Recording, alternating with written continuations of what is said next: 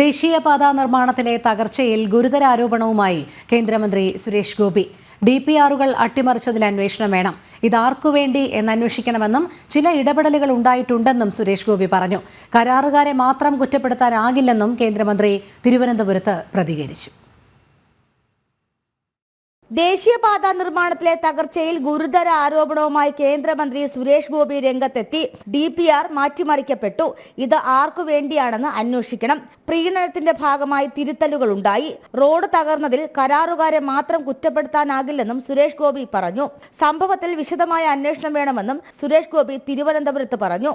ചില DPRകൾ പ്രീണനത്തിന്റെ ഭാഗമായിട്ട് മാറ്റിയെടുത്ത് ഒരുപക്ഷെ വയബിൾ അല്ലാത്ത കൺസ്ട്രക്ഷനിലേക്ക് പോയിട്ടുണ്ട്. ഇപ്പൊ എന്താണ് ഈ ഇടിഞ്ഞ ആ പോർഷനെ കുറിച്ച് എന്താ പറയുന്നത്?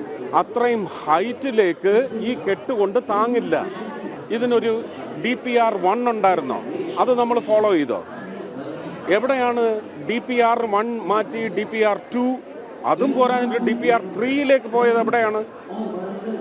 വയൽക്കിളികൾ എങ്ങനെയാണ് വഞ്ചിക്കപ്പെട്ടത്? ഒരു ഒറിജിനൽ DPR ഉണ്ടായിരുന്നു, അത് ആർക്ക് വേണ്ടി മാറ്റി? പലയിടങ്ങളിലും അന്വേഷിക്കും.